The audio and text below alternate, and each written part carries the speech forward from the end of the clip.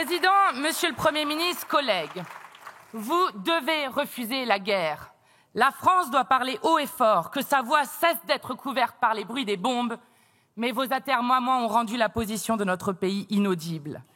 Il y a un siècle déjà, Jean Jaurès prévenait les contemporains de son temps séduits par la violence exacerbée.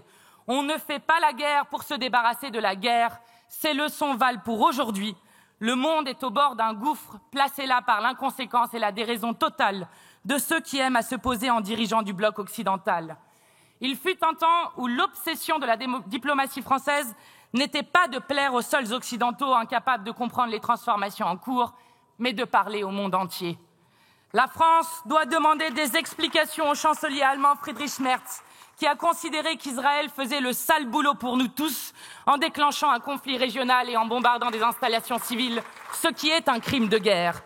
Nous n'aimons pas, alors que notre voisin veut devenir la première armée conventionnelle d'Europe, entendre de tels mots violents, si éloignés du droit international.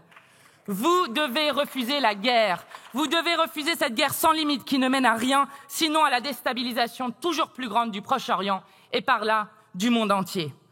Nous vous avons demandé ce débat, car nous avons été stupéfaits de votre incapacité à condamner l'agression israélienne contre l'Iran, dont il ne fait aucun doute qu'elle est contraire au droit international. Vous avez mis 10 jours à nous répondre et refusez aujourd'hui que la représentation nationale puisse voter.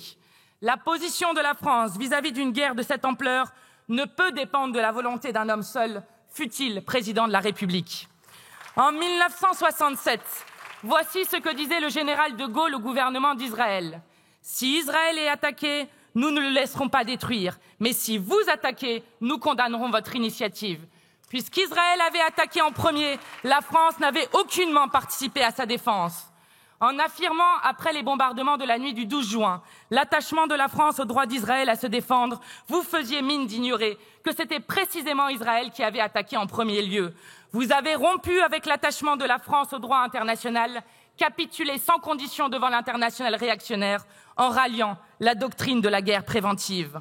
Cela vous a conduit à regarder impuissants les frappes israéliennes sur la prison d'Evin, dans laquelle sont pourtant enfermés 2 Français, Cécile Collère et Jacques Paris, ainsi que la jeunesse condamnée à mort par le régime iranien.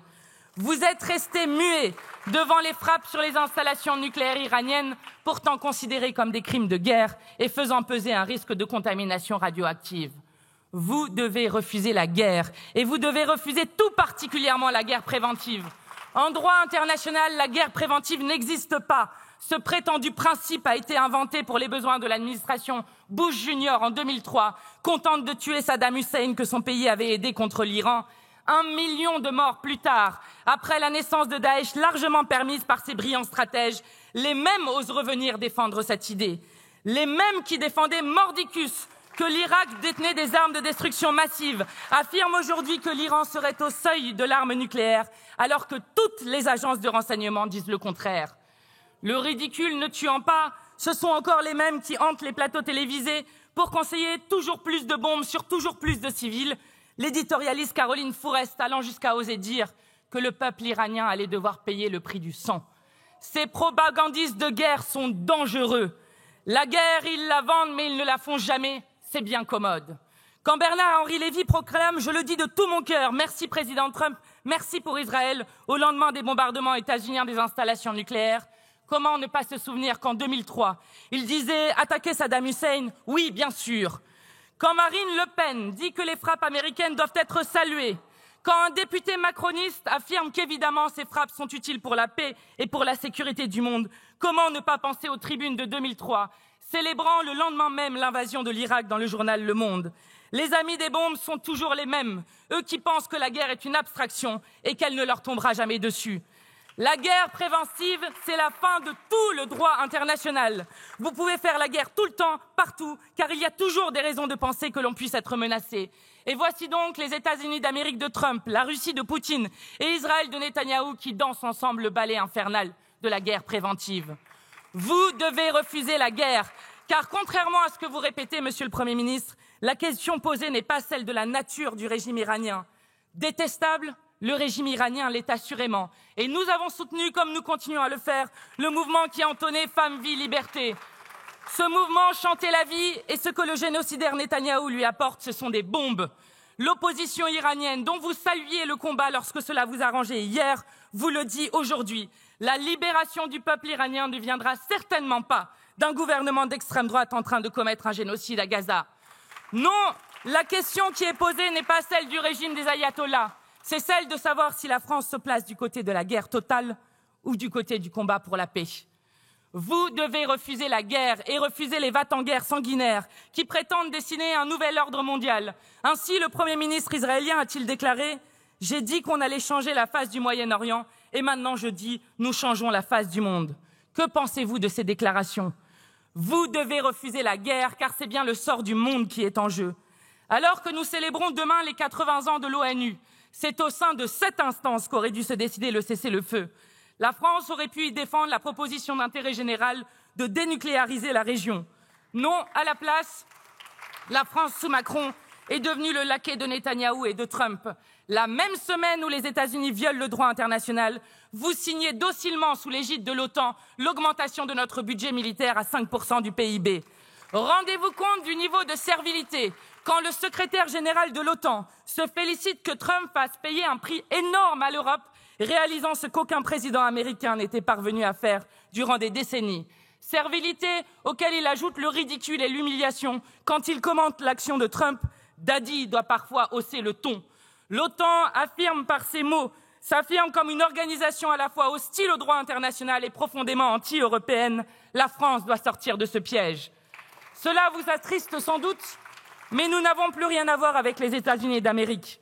Vous faites une grave erreur en vous alignant totalement sur l'extrême droite de Trump. Comme l'extrême droite, elle s'incline devant toutes les violations du droit international. Ici, Marine Le Pen préfère ainsi Trump et Netanyahou à la France. Elle préfère les crimes de guerre et les génocides à la paix. Voilà ce que nous n'accepterons jamais pour notre pays.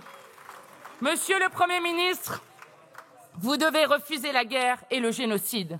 Car en attendant, vous ne parlez plus de Gaza ou si peu. Voilà un objectif de guerre réel atteint par Netanyahou. Après l'Iran, il annonce qu'il va de nouveau se concentrer sur Gaza, donc poursuivre le génocide et le projet de déporter les Palestiniens. 20 mois de génocide, plus de 55 000 Palestiniens tués, plus de 130 000 blessés, tant et tant d'enfants estropiés. Vous ne faites rien.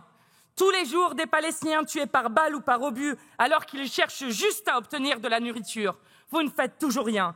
Même lorsque le dernier choix laissé aux Palestiniens est insoutenable, mourir de la famine utilisée comme arme de guerre ou mourir dans les pièges mortels de la distribution alimentaire. Au Liban, une personne sur 4 vit en réfugié dans son propre pays. Des frappes israéliennes ciblent régulièrement le Yémen et la Syrie. Et toujours rien. Jusqu'où l'impunité du criminel Netanyahou et de son gouvernement de génocidaire ira-t-elle? Monsieur le Premier ministre, vous êtes responsable de cette impunité. Vous qui n'avez rien dit quand 6 de nos compatriotes, dont l'élu française Rima Hassan, sont arrêtés et détenus illégalement par l'armée de Netanyahou pour avoir tenté de briser le blocus illégal de Gaza. Vous qui laissez le Premier ministre israélien, apparemment ça vous fait rire, sous mandat d'arrêt de la Cour pénale internationale, survoler notre territoire en violation de toutes vos obligations. Vous qui livrez un flux continu d'armes vers un régime génocidaire. Vous qui avez le droit international à géométrie et à géographie variable, avec 17 trains de sanctions contre la Russie de Poutine, mais toujours aucune sanction contre Netanyahou. Oui, nous sommes fiers d'incarner une autre voix de la France, une voix de la France de la paix et non alignée, une voix écoutée dans le monde. La France qui ne pratique pas un deux poids deux mesures révoltant. La France qui reconnaît immédiatement l'État de Palestine sans tergiverser. La France qui manifeste aux côtés des peuples du monde pour exiger embargo sur les armes et suspension de l'accord d'association Union européenne-Israël. La France qui ne s'était pas face à un génocide, mais qui le combat. La France qui réaffirme que toutes les vies se valent, toutes, sans exception. Nous refuserons la guerre comme l'économie de guerre qui donne pour seul horizon de sacrifier nos services publics sur l'autel d'objectifs et d'intérêts qui ne sont pas les nôtres. En 2003, la France a été fière de la parole qu'elle a portée aux Nations Unies, lorsque nous avons dit non à la boucherie décidée par Bush Junior, et comme nous avions eu raison. Vous n'êtes pas à la hauteur de cette histoire commune. Laissez l'Assemblée décider pour la France.